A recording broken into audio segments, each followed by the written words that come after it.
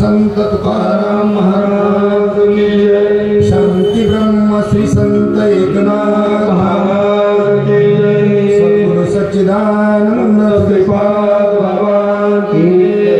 सद्गुरु सच्चिदानंद रामदास की जय। अवधूत चिंतनम श्री गुरुदेव गोपाल कृष्ण भगवान की जय। सब संतन की जय। छत्रपति शिवाजी महाराज की जय।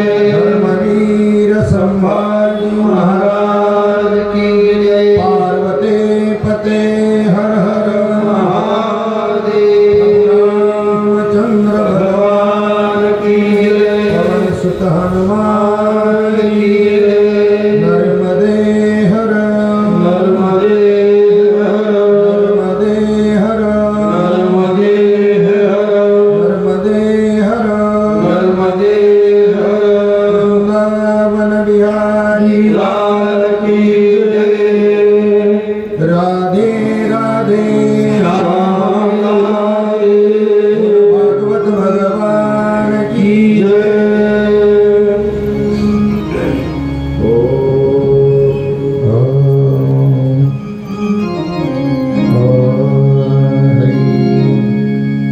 कस्तूरी तिलकं ललाट पटले वक्षस्थले कौस्तुभं नासाग्रे वरमौक्तिकं करतले वेणुकरे कङ्कणम् सर्वांगी हरिचन्दनं सुललितं कंठे च मुक्तावली। गोपश्री परिवेष्टितो विजयते गोपाल चूड़ामणि। कृष्णाय वासुदेवाय हरये परमात्मने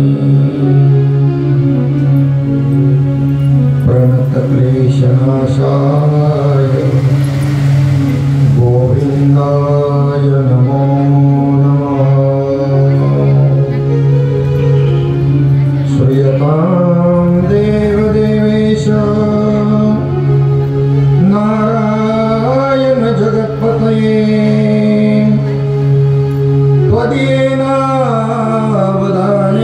त्वदीयेनावधानेन कथयिष्ये शुभकथा।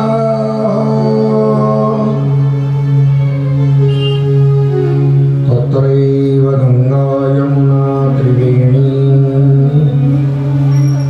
गोदावरी सिंधु सरस्वती च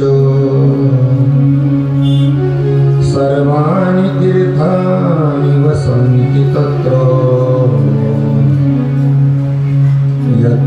यत्राच्युतोद्धार कथा प्रसंग।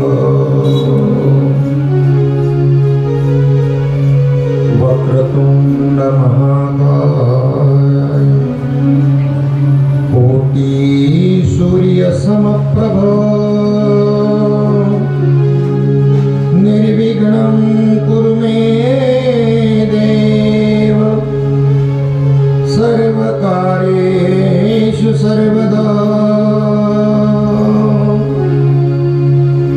सरस्वती नमस्तुभ्यं वरदे कामरूपिणी। विद्यारम्भं करिष्यामि सिद्धिर्भवतु मे सदा।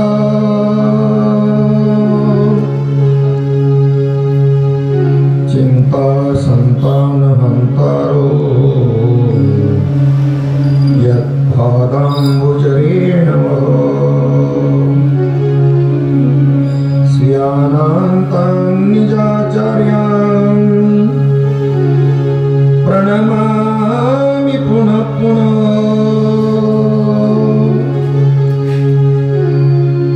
नारायणं नमस्कृत्यं चैव नरोत्तमम् देवीं सरस्वती व्यासं ततो जयमुदीरयेत् ब्रह्मानन्दं परमसुखदम् केवलं ज्ञानमूर्तिं द्वन्द्वातीतं गगनसदृशं तत्त्वमस्यादिलक्ष्यम् एकं नित्यं विमलमचलं सर्वदी साक्षीभूतम्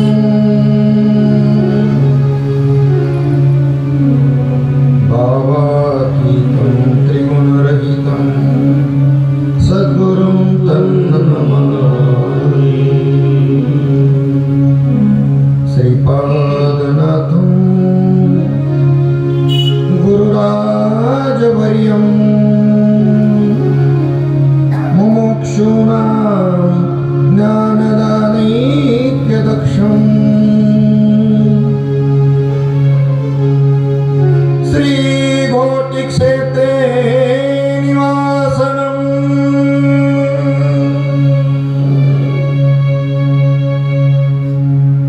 तन्नमामि वेदविद्यां वरिष्ठम्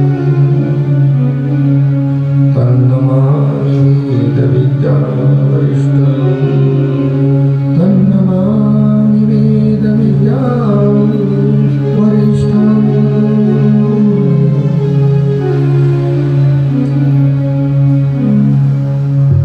सच्चिदानंद श्रीपाद बाबा सच्चिदानंद रामदास बाबा यांच्या चरणाचा आश्रय करून हरिभक्त परायण तुकाराम महाराज नेवाडे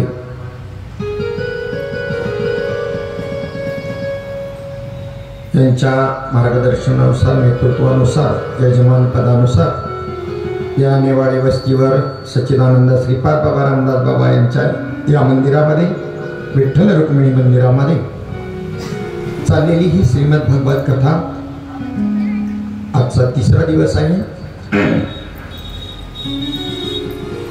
राजा परीक्षितीचे निमित्त करून तुम्हाला आपल्याला सांगितलेली ही कथा आहे। जसं अर्जुनाचं निमित्त करून गीता सांगितली जगाला, माऊली ज्ञानवराय म्हणतात वत्साचे ओरसेन दुभते होय घर देशे पांडवाचे निमिसे झाले जगदुद्धरण। तर पांडव शब्द अर्जुनाकरता वापरलेला आहे तिथे, सगळ्या पांडवांना गीता नाही सांगितली। पांडवामध्ये जो अर्जुन आहे त्याचं नाव आहे गीतेमध्ये, धनंजय, गुडाकेश, पांडव हे त्याचं नाव आहे। पांडव त्याला उद्देश वापरलेला आहे। अर्जुनाचे निव्याजे गीता प्रकाशो श्रीराजे संसारा एवढे थोर ओझे पिढीले जगाचे। राजा परीक्षितीचा प्रश्नच असा आहे शुकमुनींना, शरीरातून प्राण जाताना प्रत्येक जीव मात्राला त्या ठिकाणी काय केलं पाहिजे। स्वतः करता प्रश्न नाही, संकट त्याच्यावर आले तरी प्रश्न मात्र जगाला करता आहे। त्यामुळं भागवतामध्ये सर्वात श्रेष्ठ श्रोता वक्ताची जोडी कोणती असेल तर शुकमुनी आणि राजा परीक्षितीची आहे। हेच भागवत व्यासमहर्षींकडून श्रवण करून सुतमुनी श्रवणकादिक ऋषींना नैमिषारण्यामध्ये सांगतात। अयोध्येजवळ हे नैमिषारण्य आहे आणि हेच भागवत नारद मुनींनी व्यासांना सांगितलं। हेच भागवत शुकमुनींनी जे राजा परीक्षितीला सांगितलं। उद्देश जगत कल्याणाचा असल्यामुळे सर्वश्रेष्ठ जोडी वक्ता श्रोत्याची शुकमुनी आणि परीक्षिती। नंबर 2 ची जोडी जर म्हटलं तर नारद आणि व्यास महर्षी, त्यांचा सुद्धा स्वतःच्या उद्धाराकरता प्रयत्न आहे। कोणाचा? व्यास महर्षींचा। असंतुष्ट आहे म्हणून मध्यम प्रकारातलं वक्ता श्रोता आहे। आणि कनिष्ठ प्रकारातला वक्ता आणि श्रोता सुत शौनकादिक आहे. कारण त्यांनी भागवताकरता भागवत कथा नव्हती त्यांची. तिथे एक हवन चालू आहे, यज्ञ याग चालू आहे, मोठा यज्ञ चालू आहे नैमिषारण्य अयोध्येजवळ तिथे. मग दुपारच्या वेळेमध्ये काही काम नाही. मग त्यांना ह्या ऋषीमुनींनी विनंती केली की दुपारच्या वेळेमध्ये काय करायचं, तर तुम्ही भागवत सांगा. श्रीमद भागवत तुम्हाला व्यासंकुन प्राप्त आहे. म्हणजे मुख्य प्रयोजन काय होतं, यज्ञ. आणि अवांतर प्रयोजन काय होतं, जसं साखर कारखान्यामध्ये साखर हे मुख्य उत्पादन आहे आणि बाकी उपउत्पादन बाय प्रॉडक्ट म्हणतात त्याला. काय काय गुळ बी होतो, त्याच्यानंतर कागद बी बनतो त्या चिपाडापासून ऊसाच्या, दारू बी बनते, असे बरेच गोष्टी बनतात. पण त्याला दारू कारखाना, मळी कारखाना असं नाव नाही, तर साखर कारखाना. का तर मुख्य उत्पादन ज्या गोष्टीचं होतं ती नाव दिलं जातं. मुख्य उत्पादन साखर म्हणून साखर कारखाना, आणि याला बाय प्रॉडक्ट म्हणतात. भक्ती करत असताना सुद्धा बाय प्रॉडक्ट मिळतच असतात, त्याच्याकरता भक्ती नाही करायची. मुख्य प्रयोजन काय आहे, ही अवांतर प्रयोजन आहे, ही मिळणारच आहे. मुख्य प्रयोजन परमात्मा पाहिजे. परमात्मा आला की त्याच्या सहित सगळं रुधिसिद्धी काय, त्याचं वैभव काय, ते भक्ताला इथंच मिळणार आहे. ती बाय प्रॉडक्ट आहे. मूर्ख माणसं बाय प्रॉडक्ट करता परमार्थ करतात. बाय प्रॉडक्ट बी हरिपाठामधून सांगितलेली आहेत बरं का. हो नारायण हरी नारायण हरी मुक्ती मोक्ती चारी हरिचा मुक्ती मोक्ती चारी हरिचा मुक्ती मोक्ती चारी हरिचा नारायण हरी नारायण हरी मुक्ती मोक्ती चारी हरिचा मुक्ती मुक्ती चारी घरच्या मुक्ती मुक्ती चारी घरच्या. भक्ती मुक्तीचारी असं म्हणतात आपोपाठ बरेचशी मंडळी. त्यांना अर्थाशी काही घेणं देणं नाही, ते भक्ती मुक्तीचारी म्हणतात. आणि हरिपाठामध्ये हरिपाठ केल्याने भक्ती करताच हरिपाठ करायचं आहे. भक्ती हे मुख्य प्रयोजन आहे. साखर हे जसं मुख्य उत्पादन, तसं भक्ती हे मुख्य प्रयोजन आहे. जिथे अवांतर प्रयोजन सांगायची आहेत की भक्ती केल्यानंतर बाय प्रॉडक्ट कोणती मिळतील, तर भक्ती आणि मुक्ती मिळतील. ही बाय प्रॉडक्ट आहे. भक्ती म्हणजे भोग, न देखील ते मिळे भोग सुखाचे सोहळे. कृष्णा, तुझ्या संगतीमध्ये जे कधी कोणाला पाहायला मिळालं नाही ना, ती तुझ्या संगतीमध्ये मिळतं. कोणत्या वस्तूची इच्छा झाली भोगण्याची, कोणत्याही वस्तूची, की ही सुद्धा प्राप्त होते. ही अवांतर प्रयोजन सुद्धा प्रवृत्ती मार्गी यांना मांडावी लागतात. तर मोक्ष कोणाला पाहिजे, विचारा बरं. भक्ती करणाऱ्यांना कोणाला मोक्ष पाहिजे, बोटवरती करा, कोणी करणार नाही. पोरीचं लग्न होत नाही तेवढं होऊ दे, विहिरीला पाणी लागू दे, अजून काय काय शेतात चांगलं पीक पिकू दे, हेच बाय प्रॉडक्ट. अरे ती मिळणारच आहे रे बाबा. मुख्य उत्पादन, मुख्य प्रयोजन आणि अवांतर प्रयोजन ही लक्षात ठेवा. भक्ती मुक्तीचारी घरी त्याचा. काय विषय चालला होता आपला,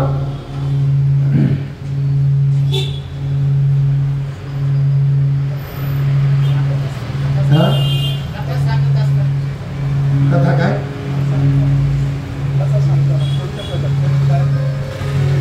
उत्तम वक्ता आणि उत्तम श्रोता. नैमिषारण्यामध्ये सुत शौनकादिक ऋषींना जी काही भागवत कथा सांगतात, ती भागवत करता भागवत कथा नव्हती.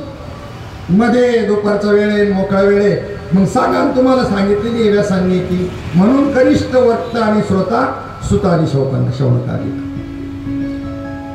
आणि हे पाहत असताना आपण काल कथेमध्ये आता इथे आलो होतो की गंगा तटाकी अनशन व्रत धारण करून त्या ठिकाणी परीक्षित राजा बसला. त्याने परमात्म्याला आवाहन केलं, माझं गर्भामध्ये तू रक्षण केलं, आता या ठिकाणी एकही संत महात्मा नाही की 7 दिवसामध्ये मला मुक्ती प्राप्त करून देईल. मी तुला आनंद शरण आहे. भगवंतानं व्यास महर्षींना प्रेरणा दिली, आपलं शुकमुनींना, आणि शुकमुनी त्या ठिकाणी चालत आलेत.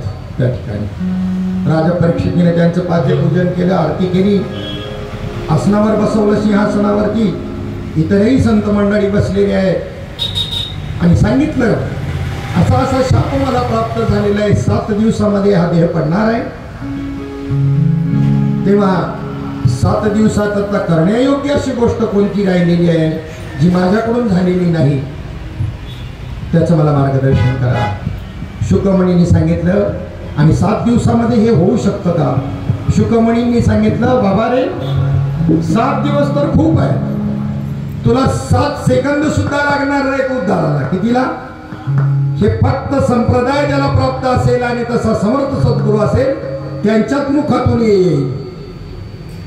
जर आजही देव भेटतो आणि भेटला नाही तर या गोवाच्या अंगावरती राखेलचा डबा ओतून पेटवून दिलं तरी मी आमच्या वारसाची काही तक्रार राहणार नाही, हे मी लिहून देतो.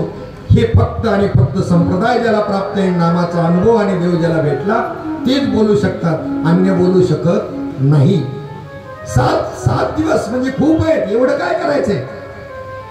कृपा करायला काही लागत नाही, साधन लागत नाही, काय नाही.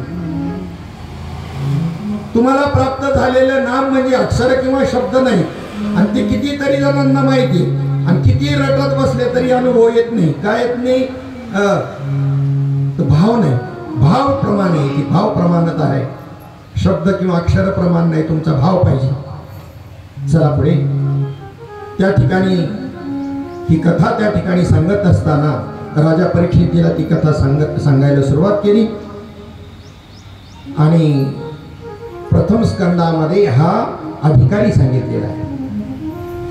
प्रथम स्कंदामध्ये अधिकारी सांगितला. राजा परीक्षितीसारखा अधिकारी आहे, ज्याला भुकेचं अन्नाची किंमत त्याला आहे, ज्याला भूक लागली. पाण्याची किंमत त्याला आहे. अरे ज्याला तहान लागली तो खड्ड्यातलं गढूळ पाणी सुद्धा पिईल. उद्या काय व्हायचं ते बघू, आजार होईल तर मग काय होईल ते, आता मला तहान लागली त्याचं काय. असा जो देवाच्या भेटी करता तळमळणारा साधक आहे त्याला मुमुक्षु असं म्हणतात. काय मी उद्धार पावे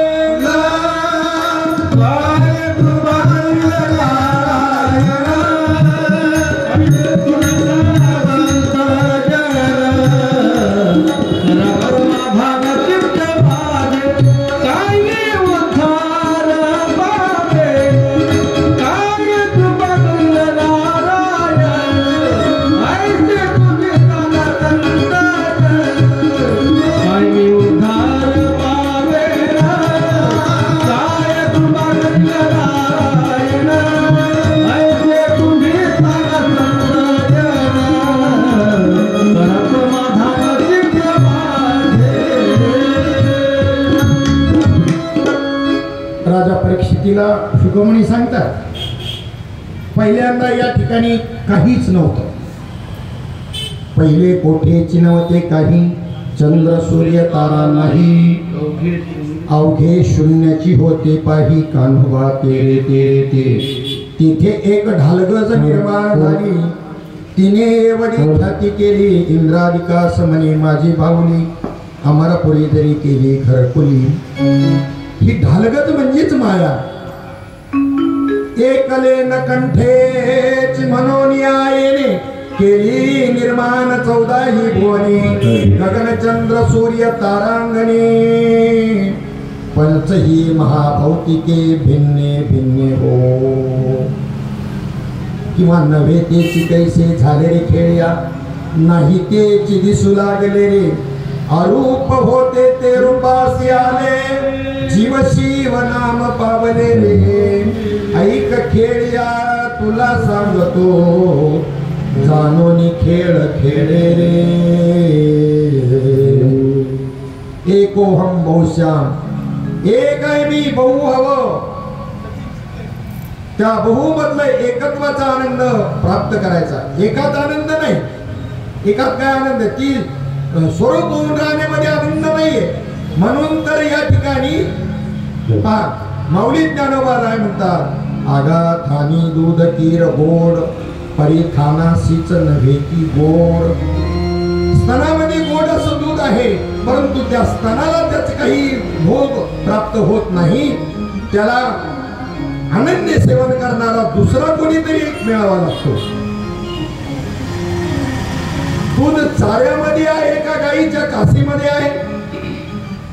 कशामध्ये दूध कशात आहे? चाऱ्यामध्ये जर आहे म्हणावं तर तुम्ही पहा बरं, तो कुठून त्याचा असं मिक्सर मध्ये टाकून दूध निघतं का? आणि गाईच्या कासीमध्ये आहे तर तिला खायला काही देऊ नका, दूध प्राप्त होतंय का बघा. त्या दोन्हींचा संबंध यावा लागेल, चाऱ्याचा गायीशी संबंध यावा लागेल आणि त्याच्यानंतर दुधाची निर्मिती होईल. तरी सुद्धा दूध देणार नाही गाई. कारण तुमच्याकडे गाई दूध देते कोणती बी कशी दूध देईल? जी व्याधी असेल तीच.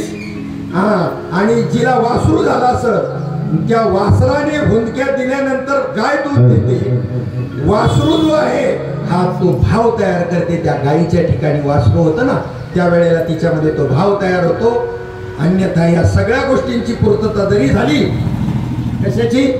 चाऱ्याची जरी झाली, कासई आहे पण भावच नाही तर दूध देऊ शकणार नाही. भावाचं उत्तम उदाहरण बाबा सांगायचे श्रीपाद बाबा.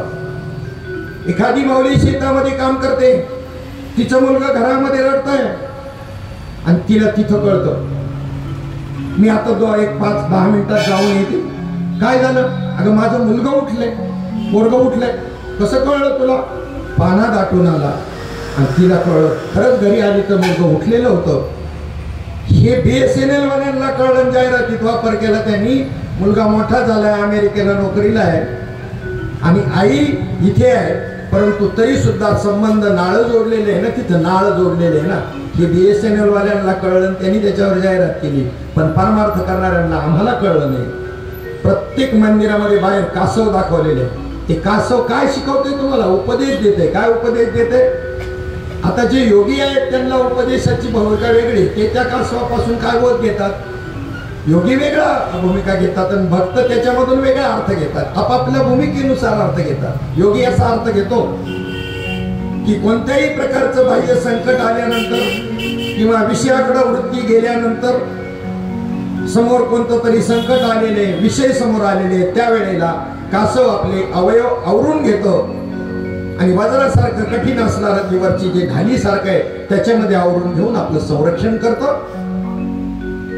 तसं विषयापासून संरक्षण करण्याची कला शिकून घ्या असं योगी अर्थ करतो की कासवापासून हे शिकायचंय मंदिरातल्या. त्यावर भक्ताने केलेला अर्थ पहा. प्रत्येक जण भिन्न भिन्न अर्थ करू शकतो एकाच प्रसंगाचा. भक्ताने केलेला अर्थ असा आहे की कासवीत ठेवण्याचं कारण भगवंताला जर जिंकायचं असेल तर कासवाची कला तुम्हाला शिकावी लागेल. या कासवाच्या पिल्लांना जर भूक लागली तर कोणत्याही प्रकारचं अन्न खाद्य याची व्यवस्था केलेली नाही. त्यांनी तिकडून फक्त नुसतं ओरडायचं आणि ही त्यांची जी आई आहे ती इकडून फक्त प्रेम भऱ्या समोरासमोर येतात आणि असं प्रेम भराने एकमेकाच्या दृष्टीमध्ये दृष्टी टाकून पाहिलं जातं आणि त्या पिलांचं पोट भरतं. काय योजना आहे बघा. मी एकदा बाबांना बोललो होतो, बाबा तुम्ही 15 दिवसातून महिन्यानंतर आमच्याकडे येता जे आणि आम्हाला तेवढं धीर धरवत नाही. तुम्हाला काय काय फरक पडत? तुम्हाला अनेक लेकरं आहेत महाराष्ट्रभर, महाराष्ट्राच्या बाहेर, पण लेकराला आई मात्र एक आहे ना म्हटलं. तेव्हा बाबांनी त्या गोष्टीचं समाधान करताना मला या कासवाचं उदाहरण दिलं. भाऊ, कासवामध्ये असा पानात देण्याची जी पद्धत, याचं प्रत्यक्ष दूध प्यायला घालत नाही, दूध नाही देत कासव. म्हणलं तरी बाबा माझा प्रश्न मिटला नाही. त्या प्रेम भऱ्या दृष्टीनं पाहण्याकरता कासव आणि पिल्लं समोरासमोर तर आली पाहिजे ना. माझा प्रश्नाचं उत्तर अजून मला मिळालं नाही. ते म्हणले दुसरी योजना सांगतो तुम्हाला. करकोचा नावाचा पक्षी आहे, तो समुद्राच्या त्या किनाऱ्याकडे जवळजवळ बेटावरती खाद्य आणण्याकरता जातो आणि त्यावेळेला त्याची पिलं एवढ्या दूरवर अंतरावर असतात, त्यांना भूक लागल्यानंतर ते फक्त ओरडतात आणि ओरडल्यानंतर ती तिकडून त्यांची आई जी आहे ती तिकडून ओरडते आणि यांची इकडं फोटो भरतात. म्हणलं आता बरोबर आहे, टाळीच वाजवली बघा. मग आता काय संबंध? प्रश्न आहे. तत्वाने जर तुम्हाला त्याचं ज्ञान जर झालं सद्गुरूचं, तर त्या ठिकाणी तत्वाने ज्ञान होण्याकरता दिलेली ओवी पहिल्या अध्यायामध्ये ज्ञानेश्वरीच्या आधी, माझा हृदयी सद्गुरु जेने तारिलो हा संसार गुरु, म्हणून विशेषे अत्यादरो विवेकावरी. आणि जेव्हा तुमच्यामध्ये विवेक हे तत्व निर्माण होईल, त्यावेळेला तुम्हाला जेथे जातो तेथे तू माझा सांगा. तुमचा गुरु सतत तुमच्या बरोबर, तुमचा गुरु तुमच्या बरोबर. कधी तुम्ही गुरुला सोडून राहू शकत नाही. हे तत्वाने का आकाराने? विवेक हे तत्व कसं आहे? तत्व आहे, आकार नाही. या ठिकाणी राजा परीक्षितीला सांगू लागले की त्या परमात्म्याला एकट्याला कर्मेना एकोहम बहुशः, त्यांनी बहु व्हायचं ठरवलं. एकपणामध्ये आनंद नाही, आनंद स्वरूप होतो माणूस, सुख स्वरूप होऊन जातो, ब्रह्म स्वरूप होऊन जातो. पण त्या ब्रह्मतेचा जो आनंद मिळवायचा तर त्याला पुन्हा बाजूला निघावं लागतं, कल्पित द्वैत स्वीकारावं लागतं. देव पहावयासही गेलो तेथे देवाची होऊन ठेवलो. काय आनंद आहे त्याच्यामध्ये, देवरूप होऊन राहण्यामध्ये. मग पांडुरंगाकडे प्रार्थना करताना मग काय म्हणतात ते, नको ब्रह्मज्ञान, नको ब्रह्मज्ञान आत्मस्थिती भाव, नको ब्रह्मज्ञान आत्मस्थिती भाव, मी भक्त तू देव ते करी, हो मी भक्त तू देव ते करी. आत्मस्थिती भाव, नको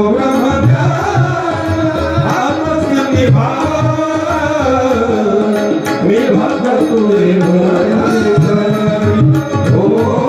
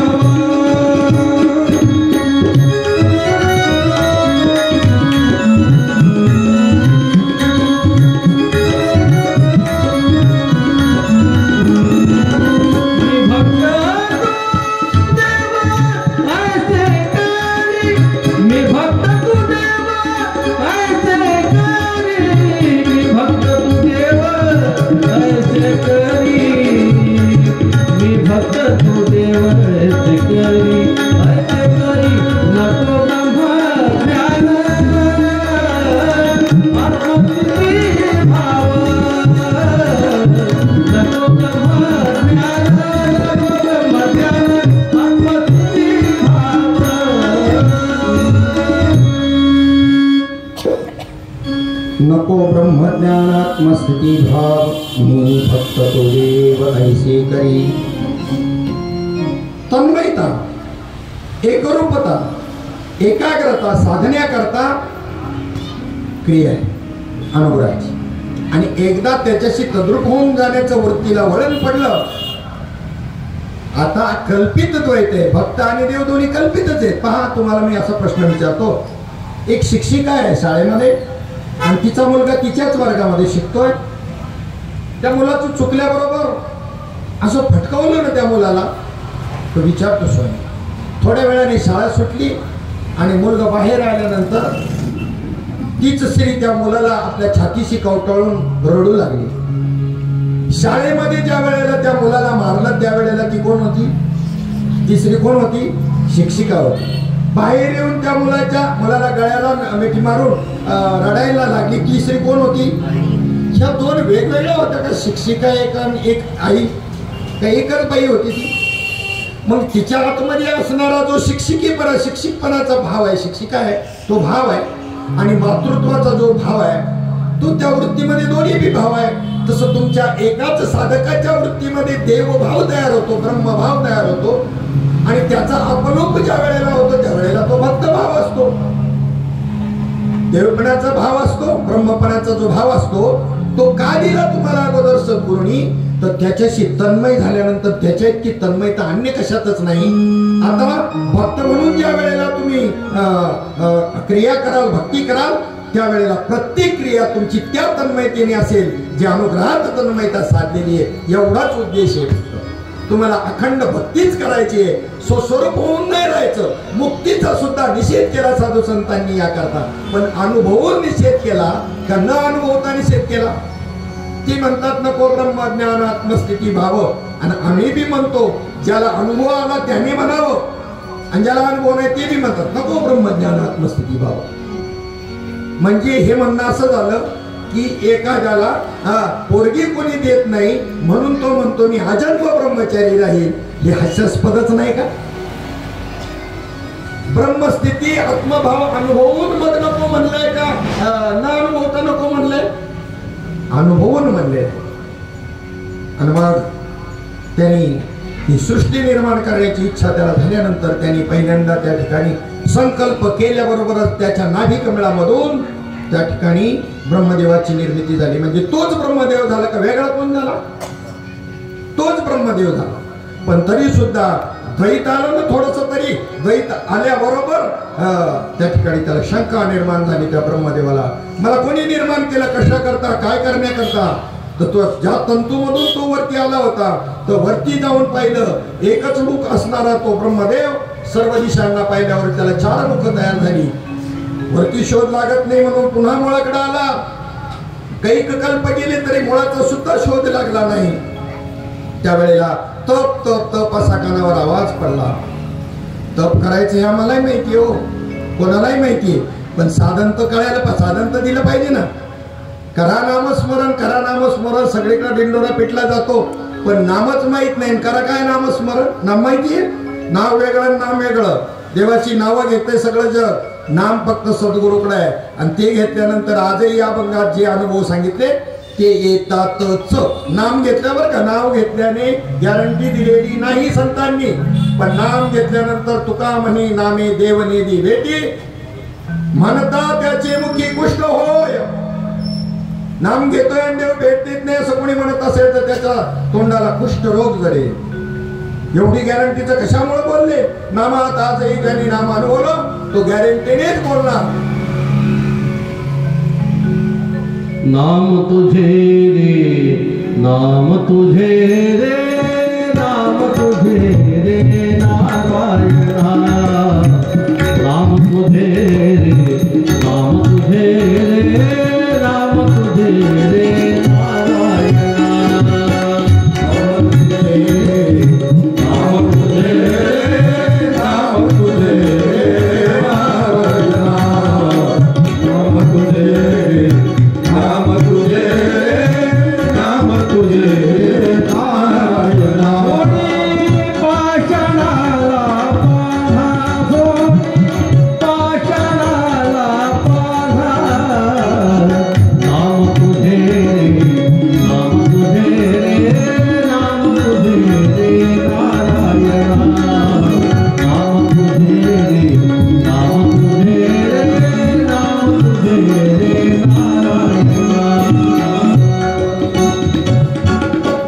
नाम तुझे नारायणा. बोडी म्हणजे सोन्यासारख्या माणसाला पानं फुटणार नाही. जर दगडाला पानं फुटू शकतो, दगड जर तरू शकतात समुद्रावरती, पाण्यावरती, माणसं तरणार नाही. त्यांनी सांगितलं तरले, इथून माग तरले हा शब्द मागच्या भविष्य भूतकाळाला वापरला. तरती वर्तमान बी दोन्हीला बी लागू पडतात म्हणून 2च शब्द महात्म्यांनी वापरले तुकोबारायांनी. तरती हा शब्द वर्तमान कालवाचक बी आहे आणि भविष्यवाचक बी आहे. तरती म्हणजे वर्तमानात तरती आणि तरती म्हणजे भविष्यात बी तरती. 3 शब्द नाही वापरले, काही ठिकाणी 3 शब्द वापरले. सत्य तू, सत्य तू, सत्य तू विठ्ठला.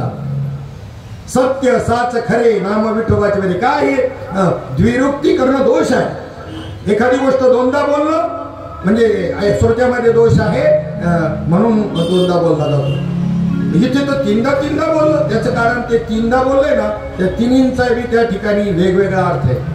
सत्य तू होतास, सत्य तू आहेस आणि सत्य तू असणार आहेस म्हणून त्रिकालवाचक शब्द वापरलाय. तो तिन्ही बी तीन काळादर्शक शब्द वापरलाय. जरी शब्द दिसायला तिन्ही सारखे असले, सत्य तू सत्य तू सत्य तू, तिन्ही शब्द म्हणजे एकदाच का नाही म्हणलं. आणि सत्य तू होतास, सत्य तू आहेस आणि सत्य तू असशील असे त्रिकाल बोधक शब्द आहे. तो या ब्रह्मदेवाला काही समजेना. माऊली ज्ञानोबारायांनी त्याचं वर्णन ज्ञानेश्वरीच्या 17व्या अध्यायातल्या 23व्या श्लोकामध्ये केले. ब्रह्मदेवाचं पै सृष्टीच्या उपक्रमा पूर्वी गाविरोत्तमा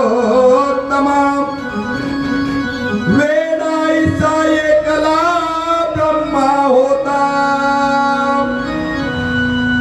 मज ईश्वरा ते ना ओळखे ना सृष्टी करू शके, तो थोरू केला एके नामे जेने. मला ईश्वराला तो ओळखत नव्हता आणि सृष्टी सुद्धा करू शकत नव्हता. मग त्याला मी हंसरूप धारण करून नामाचा उपदेश केला. भगवंत सांगतात अर्जुना, हंसाचं रूप धारण करून नामाचा उपदेश केला. मग त्यानंतर ते धवा रचले विश्वजन तया वेद विदले शासन. मग तेव्हा ही सृष्टी तो निर्माण करू शकला माऊली म्हणतात.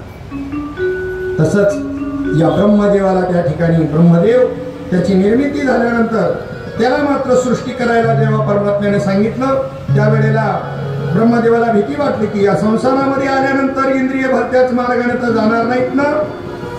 ब्रह्मदेवानं सृष्टी निर्माण केली, करायचं ठरवलं, सांगितलं, पण मला याचा अभिमान होऊ देऊ नको, अहंकार, ती माझी जबाबदारी नाही, तुला मी अहंकार होऊ देणार नाही. त्याने सृष्टी निर्माण केली, कामाला जन्म दिला. त्याने प्रथम पित्यालाच मोहित केलं. कसं काय? कोणाला? ब्रह्मदेवालाच मोहित केलं त्याने त्या कामाने. प्रथम निर्माण झाले स्वयंभू म्हणून शतरूपार. आणि अगोदर भरपूर वर्णन आहे, आपल्याकडे वेळ नाही ते पाहायला. दुसऱ्या स्कंदामध्ये हे वर्णन आले सृष्टीची रचना. अगोदर वेगवेगळ्या प्रकारची सृष्टी निर्माण केली. त्या प्रत्येक सृष्टीनं या ठिकाणी काही उपयोग झाला नाही की एकमेकाला खाऊ लागली. ब्रह्मदेवालाच खायला उठले काही जीव. त्यामुळं त्यांनी त्या ठिकाणी आपल्या मानस सृष्टी पहिल्यांदा निर्माण केली. ती की आपल्या शरीरापासून, अर्ध्या शरीरापासून एक पुरुष आणि अर्ध्या शरीरापासून एक स्त्री तयार केली. त्या पुरुषाचं नाव होतं स्वयंभू म्हणून आणि स्त्रीचं नाव होती शतरूपाराणी. ज्यावेळी पृथ्वी रसातळाला गेली होती आणि ब्रह्मदेवाला विचार पडला की मी प्रजा निर्माण केली तर तिच्या निवासाला जागा कुठं असणार. त्याच वेळेला ब्रह्मदेवाच्या नागपुडीमधून एक वराह म्हणजे डुक्कर बाहेर पडला. तो भगवंताचा वराह अवतार. म्हणजे भगवंतानेच त्या ब्रह्मदेवाच्या नागपुडीमधून वराह अवतार धारण केला. अतिशय बलशाली असणारा हा वराह. कारण ब्रह्मदेवाने विचार केला स्वयंभू म्हणू आणि शतरूपाराणीला राहण्याकरता तो सृष्टी पाहिजे ना. ही तर रसातळाला नेली होती. हिरण्याक्ष नावाच्या दैत्यानं रसातळाला नेली होती. आणि हा हिरण्याक्षाचा जन्म कसा झाला? दिती आणि कश्यप यांच्या पोटी तो जन्म झालेला आहे. त्या दोन राक्षसांचा, हिरण्याक्ष आणि हिरण्यकश्यप. दिती ज्या वेळेला संध्याकाळच्या वेळेला कामातुर झाली, भगवत ध्यानामध्ये कश्यप ऋषी मग्न असताना इच्छा भोग आणि त्या विषय भोगाची इच्छा अपेक्षा केल्यानंतर सांगितलं या वेळेला रुद्र सगळीकडे फिरत असतो. भगवान शंकर ते कृत्य करणं योग्य नाही, शास्त्र निषिद्ध आहे. पण तिनं काही ऐकलं नाही. नाईलाज असतो भोग द्यावा लागला कश्यप मुनींना त्या दितीला. आणि परिणाम त्या ठिकाणी जो गर्भधारणा झाली त्या गर्भामध्ये हे दोन राक्षस जन्माला आले. आणि अशाच प्रकारची संतती आज जी निर्माण होती सृष्टीवरती, या त्याचं कारण हेच आहे. काय? हा, कोणत्याही प्रकारची वेळ अवेळ, कोणत्याही प्रकारचा तिथी काहीही पाहिले जात नाही. विषय ओढी भुललेची व आता यांची कोण करील की व अशी स्थिती असल्यामुळे ही संतती कुणी त्याच्यामधून माऊली ज्ञानोबा तुकोबाराय अधिक निर्माण होईना, छत्रपती शिवाजी महाराज निर्माण होईना. त्यांनी त्या त्या वेळेला तसे निर्माण होण्याकरता काय काय केले कोणाला माहिती नाही, मी काय सांगत बसू. तरी आठवण करून देतो काय काय केलं. त्यावेळेला काय केले त्यांनी, जिजाबाईने काय केले तुम्हाला माहित नाही. रामायण आणि महाभारताच्या कथा वाचाव्यात, ग्रंथ वाचावे. तसं करा ना तुम्ही ते करायला मागत नाही. इच्छा आहे तसा पुत्र निर्माण व्हावा, परंतु जे करायला पाहिजे त्यांनी जे केलं ते करायला तुम्ही तयार नाही. काय डोहाळे विचारायला गेल्यानंतर, घोड्यावर बसावं, घोड्याची रपेट करावी, दांडपट्टा फिरवावा, तलवारबाजी करावी, धनुष्यबाण हातामध्ये घ्यावं, युद्ध करावं असं मला वाटतं, जिजाबाईंनी सांगितलं. आणि त्यावेळेला रामायण महाभारतातल्या गोष्टी त्या श्रवण कराव्यात, वाचाव्यात. त्यामुळं छत्रपती शिवाजी महाराजांसारखा पुत्र त्यांना प्राप्त झाला. आता इथून तिथून सकाळपासून संध्याकाळ रात्री झोपेपर्यंत टीव्हीच्या मालिका आणि त्याच्यात काय काय आहे. हा नाही चांगलं असतं म्हणले, चांगलं असतं, पण चांगलं घेता का तुम्ही? तुमच्यामध्ये विवेक तयार झाला असेल तर तुम्ही चांगलं घ्याल. मग पाहिलं तरी विवेकी माणसाने पाहू द्या, हरकत नाही, तो चांगलंच घेईल. त्याच्यातलं विषयी माणसाने म्हणू बी नाही त्याच्यात चांगलं असतं, तू चांगलं घेणार नाही, तू वाईटच घेणार आहे त्याच्यातलं. आणि म्हणून त्या ठिकाणी अशी सृष्टी जी आज निर्माण व्हायला लागली, कोणत्याही प्रकारचे संस्कार नाही. त्याचं कारण या ठिकाणी सांगितलं. हेच कारण जे हिरण्याक्ष आणि हिरण्यकश्यपूच्या निर्मितीला कारण ठरलं, तेच कारण. आणि सगळीकडे अंधकारमय स्थिती निर्माण झाली. ते लवकर जन्मायला बी तयार नाही. आणि त्यावेळेला देवतांनी ब्रह्मदेवाला विचारलं, हे काय म्हणजे? काही नाही, हिरण्याक्ष आणि हिरण्यकश्यपू त्या दितीच्या पोटामध्ये आहे आणि ती जन्माला येण्याचं बाहेर पडत नाही. आणि त्यांच्या त्या ठिकाणी त्याच्यामुळं या ठिकाणी ही सगळी अशी परिस्थिती निर्माण झाली. आणि ज्या वेळेला तो वराह आपला हिरण्याक्ष जन्माला आला आणि त्यांनी एवढा अन्याय अत्याचार केला आणि पृथ्वी रसातळाला नेली, त्यावेळेला त्या पृथ्वीला वरती आणायला पाहिजे, कारण स्वयंभू आणि शतरूपा राणीला राहण्याकरता तर पाहिजे की नाही पृथ्वी. आणि म्हणून ब्रह्मदेवाच्या नागपुडीमधून हा वराह भगवंताचा अवतार झाला आणि त्यांनी त्या ठिकाणी त्या हिरण्यकश्यपूचा वध केला आणि ही पृथ्वी रसातळाची वरती घेऊन आला. ही वराह भगवंताची जी कथा आहे याचं कारण विचारलं, हे कोण आहे? हिरण्याक्ष आणि हिरण्यकश्यप. त्यावेळेला ब्रह्मदेवाने त्या ठिकाणी सांगितलं नारद मुनींना की सनकादिक मुनी जे आहेत, सनक, सनंदन, सनत कुमार आणि सनातन हे ब्रह्मदेवाचे मनस्पुत्र एक वेळ वैकुंठाला गेलेले असताना त्या दरवाजावरती जय आणि विजय हे दोन द्वारपाळ उभे होते. त्यांनी त्यांना थांबवलं. आतमध्ये परवानगी शिवाय चालले होते ते. परवानगी शिवाय आत जाता येणार नाही असं सांगितल्याबरोबर त्यांनी त्यांना शाप दिला, या जय या पुढे, या पुढे, इकडे गायकर बाबा या पुढे. त्यांनी त्यांना शाप दिला, या पुढे, की 3 जन्म राक्षस योनीला प्राप्त व्हा. ते म्हणले आमचं काय चुकलं, बसा, आम्ही आमची ड्युटी करत होतो. त्यांची ड्युटी काय होती? त्यांची ड्युटी काय होती? परवानगी शिवाय आतमध्ये कोणाला जाऊ द्यायचं नाही. काय चुकलं त्यांचं? परंतु तरी सुद्धा असं आहे, बीएसटीच्या गाडीमधून फिरायचं तर तिकीट काढून जायला पाहिजे की नाही? बिगर तिकिटाचं जाता येणार नाही. काय करावं? पण तरी सुद्धा आम्हाला वाटायचं, दुसऱ्याला वाटेल हा माणूस आला बसलाय आणि काय तिकीट नाही काढे यांनी. प्रवाशाला वाटतं नाही, खात्याच्या माणसाला पास असतो, फुकट असतो. खात्याच्या माणसाला त्यांना पास असतो.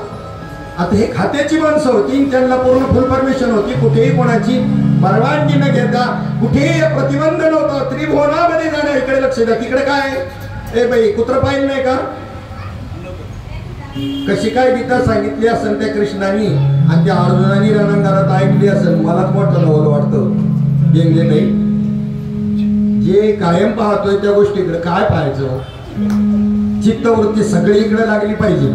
म्हणून तर आपण तुकोबाराय म्हणले थोडे आहे पण चित्त साह्य झाली. आपलं तर चित्त विचलित करायला काय लागतंय हो? अशी किती वर्ष जन्मजन्मी कथा ऐकलं तरी काय मेळ बसायचा? कधीच नाही बसायचा, कधीच नाही. जन्म गेले तरी नाही बसायचं. त्यांना त्यांचं काम करू दे, ते तुम्हाला काही डिस्टर्ब करत नाही.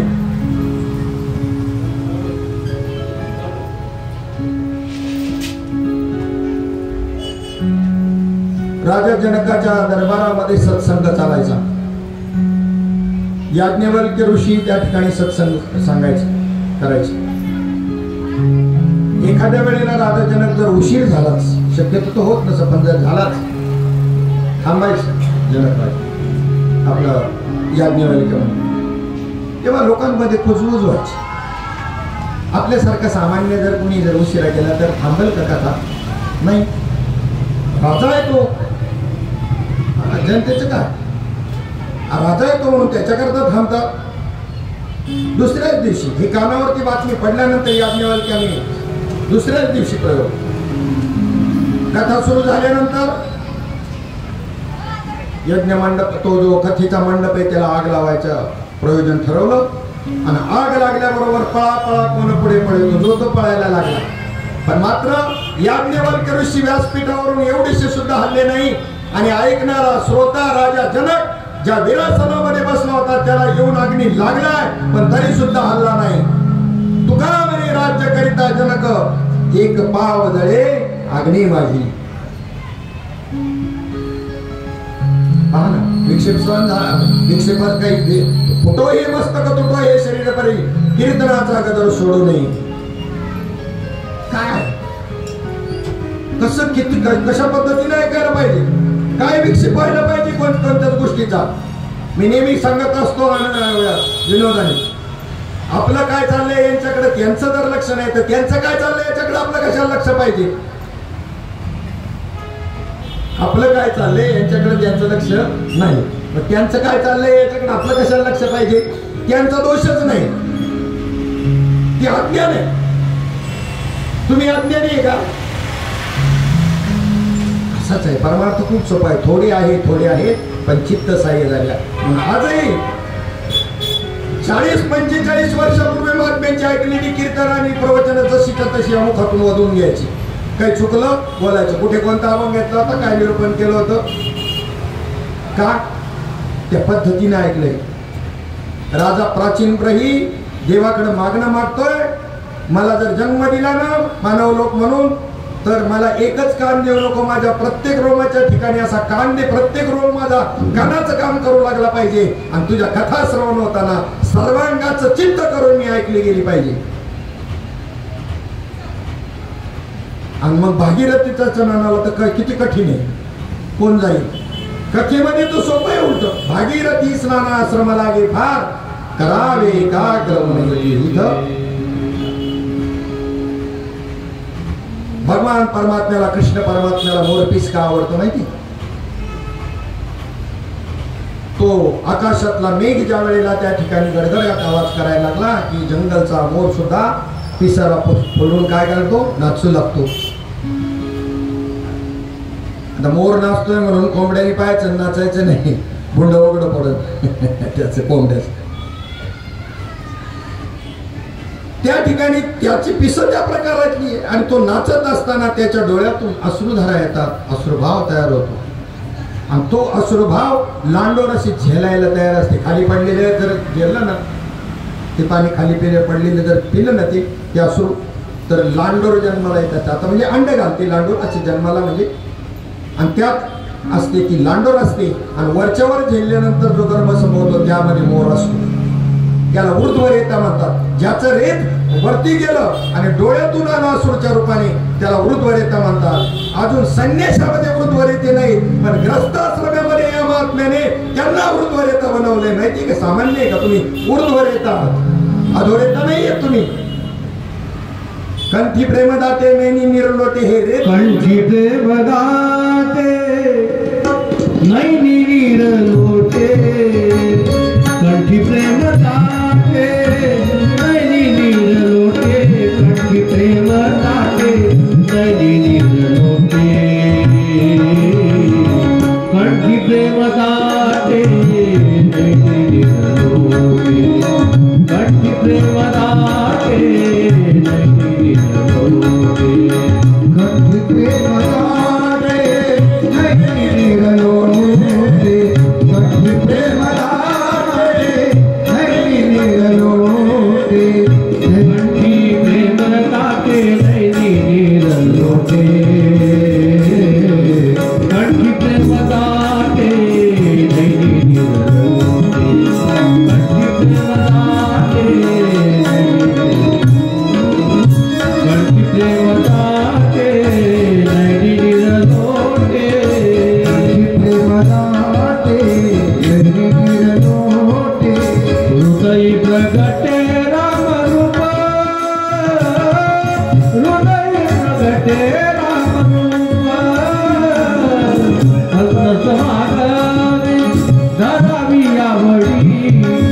मग राम नामे उपजियावळी मग राम नामे उपजियावळी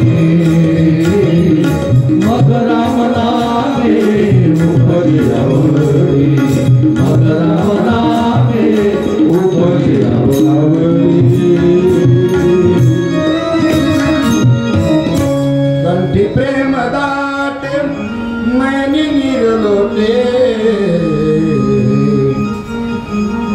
ही वृद्धवरितापणाची अवस्था आहे.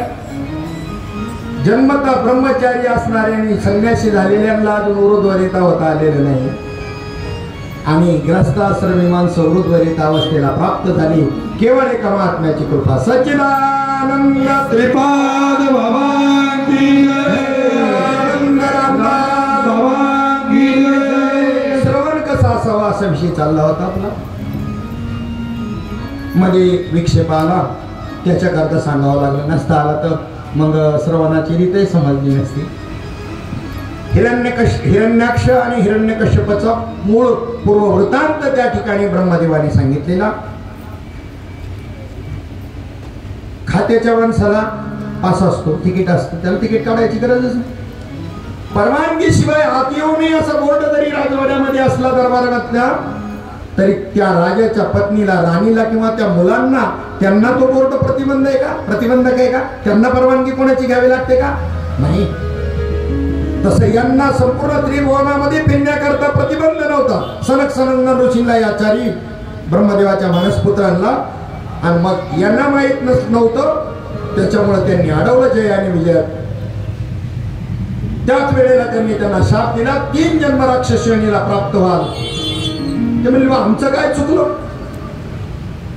तेवढ्यामध्ये महाविष्णू माहेर काय दरवाजावर गडबड चालली म्हणून तिथे आले. यांच्या दोघांमध्ये ही वाद चालू झालेली होती. त्यावेळेला त्यांनी सांगितलं थांबा थांबा थांबा. काय झालं? भगवंताच्या आणि येण्याबरोबर दोघांमध्ये विवेक तयार झाला. त्यांचं येणंच विवेकाला कारणीभूत आहे. कोणतं साधन करावं लागत नाही. विवेकाचे मूर्तिमंत पुतळे असणाऱ्याला काय साधन करावं लागतं? ते सर्वज्ञ आहेत. म्हणून 11व्या अध्यायामध्ये विश्वरूप दर्शनाच्या अगोदर अर्जुनाला ते म्हणतात की दिव्य दृष्टी आता मी तुला देतो. अरे द्यायची तर सोडा बाजूला देतो म्हणतानाच म्हणले अविद्येचे अंधारे जावं लागे. मी देतो म्हणले तर अजून दिली नाही ना अनुग्रह नाही. देतो म्हणल्याबरोबर त्याची अविद्या पळायला सुरुवात झाली. ऐसी श्रीमुखोणी अक्षरे निगती ना जवये कसरे तवा विद्येचे अंधारे जावोची लागे. आपल्याला तर साधना करावी लागते आणि त्यांचे मात्र नुसतं देतो म्हणलं याला सर्वज्ञता म्हणतात. काय सर्वज्ञ. आणि पुढे मग कळण्याकरता म्हणलं ऐशी श्रीमुखोणी अक्षरे. पुढे मात्र ओवी 3 ओव्यांच्या नंतर अशी ओवी आली ती अक्षरे नवती देखा ब्रह्म साम्राज्य दीपिका अर्जुना लागी चित्कळिका प्रगट विनी देवे. मग अशीच म्हणलं ही अक्षरं नाही तुम्हाला दिलेली नाम किंवा अक्षरं नाही पण तुमचा तसा भाव तयार व्हावा की दिलेलं नामच देव आहे, ज्ञानच देव आहे. म्हणून ज्ञानदेव आणि नामदेव हा ज्याचा भाव झाला त्याला तत्काळ अनुभव आहे. माझा भाव तुझे चरणी माझा भाव तुझे चरणी माझा भाव तुझे चरणी माझा भाव तुझे चरणी तुझे रूप माझे नयनी तुझे रूप माझे नयनी माझा भाव तुझे चरणी माझा भाव तुझे चरणी तुझे रूप माझे नयनी तुझे रूप माझे नयनी तुझे चरणी तुझे चरणी सापडलो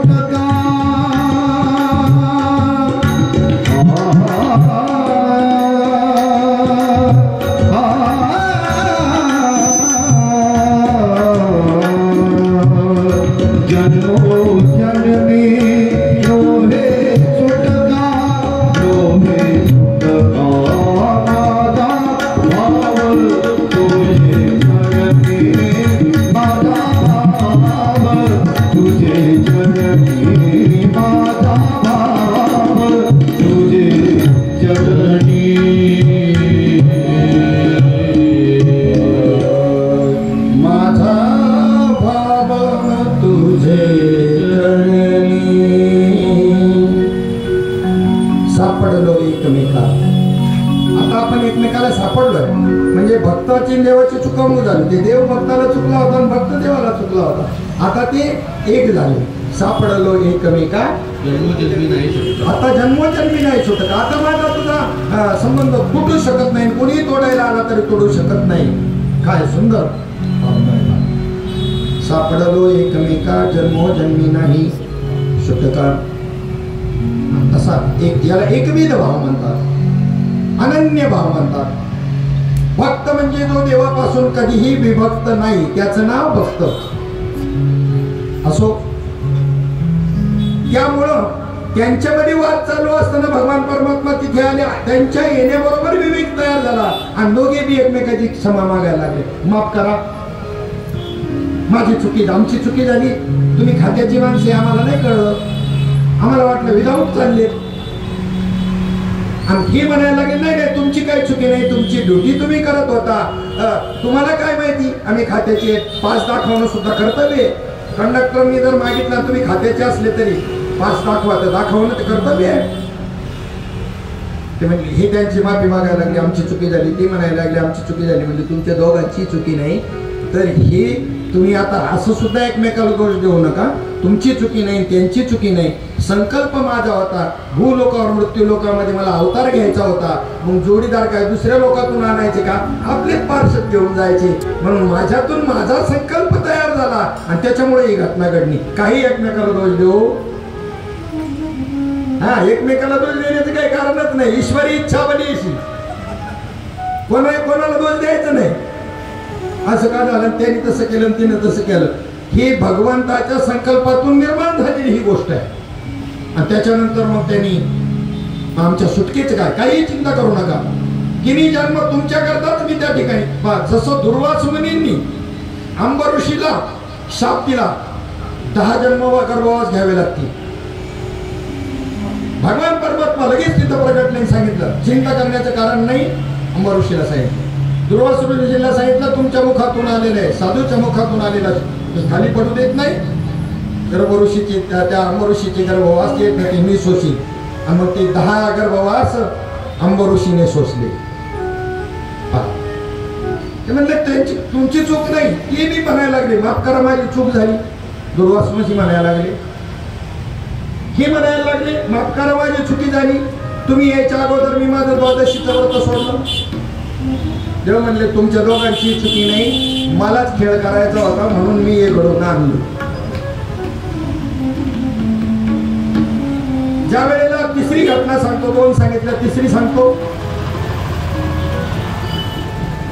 कृष्ण भगवंताच्या मुलाला साडी नेसवली सांबाला, जांबुवंत पासून झालेला सांब, जांबुवंती पासून पुढे चिंध्या बांधल्या. अशी तर देवल ऋषी आली, नारद ऋषी, सर्व ऋषी मंडळी द्वारकेत एकत्र बसलेली असताना वटवृक्षाखाली या पोरांनी मुद्दाम नाटक केलं परीक्षा पाहण्याकरता, यांना किती त्रिकाल ज्ञान आहे म्हणून. आणि त्यांच्या समोर गेली, ह्या पोरीला काय होईल, मुलगा होईल का मुलगी होईल. त्यांनी सांगितले हिला मुसळ होईल, सगळ्या कुळाचा नाश करेल तुमचा. आणि मग घाबरले. थोड्या वेळाने पाहिलं झटकून तर त्यातून मुसळ खाली पडलं. अरे रे रे. मग थोडेसे जाणकार माणसांकडे गेली, पोरच ती. पण जाणकार माणसाने मी आधा हाकीम जान खत्रे मी, आधा हाकीम जान खत्रे मी. ते म्हणले पोरांना आपण एक करू, काय एवढं त्याचं काय घाबरायचं काही कारण नाही. आणि ते मुसळेने त्याचे तुकडे तुकडे केले, हा भुगा केला आणि दिला समुद्रामध्ये टाकू.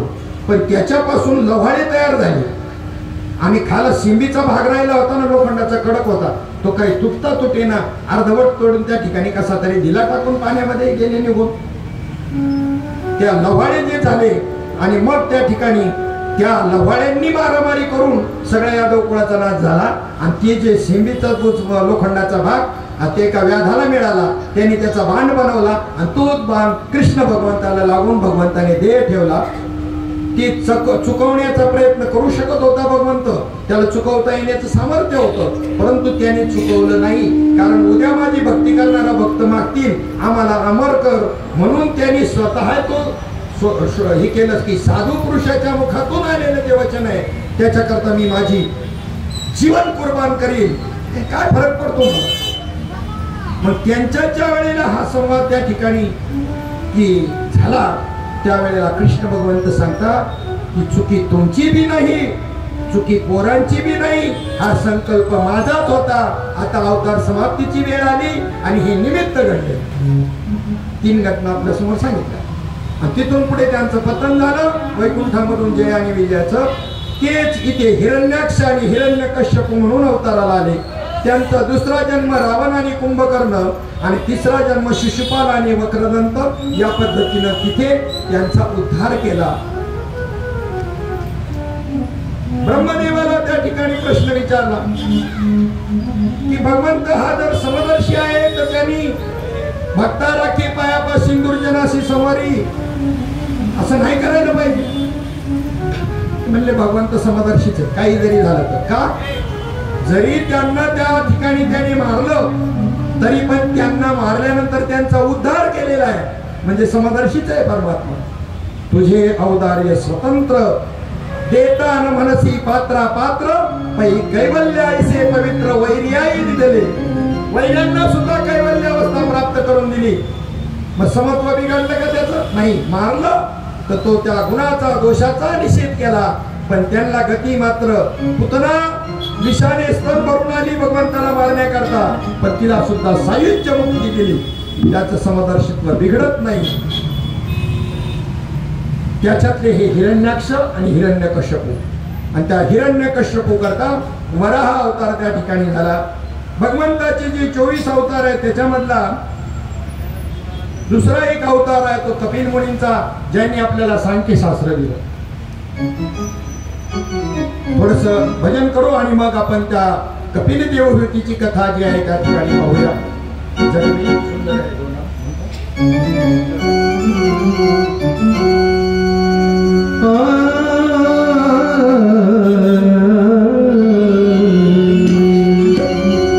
जग में सुंदर है दोनों चाहे कृष्ण कहो यारा.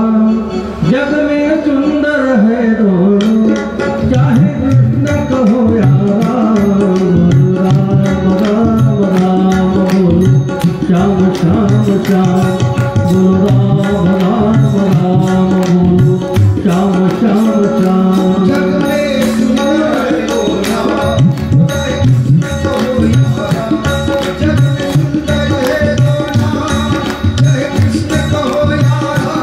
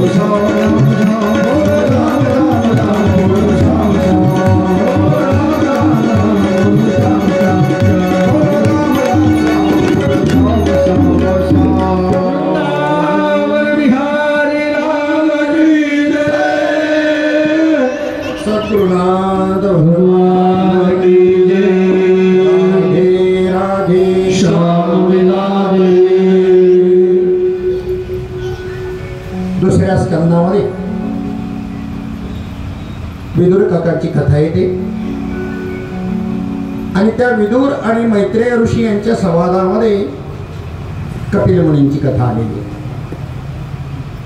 विदुर काकांची कथा आपण पाहिलेली आहे, सर्वांना माहित बी आहे. म्हणून जी कथा सांगितलेली आहे ती पुन्हा रिपीट सांगण्यापेक्षा दुसरी कथा त्याच्याऐवजी कपिल मुनींची पाहिली नव्हती आपण तिथे, म्हणून कपिल मुनींची कथा आपण पाहणार आहोत. किती विदुरावरती किती प्रेम आहे भगवान कृष्ण परमात्माचं. निजधामाला भगवान परमात्मा जात असताना उद्धव त्याच्या जवळ आहे. उद्धवाला तिथे सांगितलं होतं माझ्याबरोबर येऊ नको, तू बद्रिकाश्रमाला निघून जा, या कुळाचा नाश होणार आहे थोड्याच वेळामध्ये. स्वतःच्या कुळाचा नाश करणारा परमात्मा संतांच्या कुळाचा मात्र नाश होऊ नये म्हणून किती तत्पर आहे बघा. स्वतःच्या कुळाची नाही चिंता, पण ज्ञानाची परंपरा जपण्याकरता भगवान परमात्मा किती जपतोय ज्ञानाची परंपरा पहा. त्याला उद्धवाला बद्रिकाश्रमाला पाठवायचं ठरलं, तरीही तिथे आलाच. 12 ज्योतिर्लिंगातलं जे सोमनाथ ज्योतिर्लिंग आहे गुजरातमध्ये समुद्राच्या किनाऱ्यावरती, तिथून 8 किलोमीटर अंतरावरती सरस्वती नदीच्या किनाऱ्यावरती प्रभास क्षेत्र आहे. तिथे भगवान परमात्मा वेळ ठेवण्याकरता आले. वटवृक्षाखाली डाव्या पायावरती उजवा पाय ठेवून विरासनामध्ये बसले. व्याधाने ज्या वेळेला पाहिलं कोणीतरी हरिण दिसतंय म्हणून त्याने तो बाण मारला. कृष्ण भगवान परमात्मा कणले सुद्धा नाही.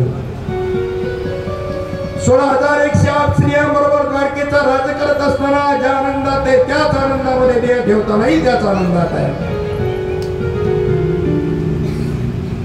तेवढ्यामध्ये उद्धव तिथे समोर आलेला आहे. ही घटना घडायच्या अगोदर त्याला सांगितलं, तुला सांगितलं ना तू जा ना.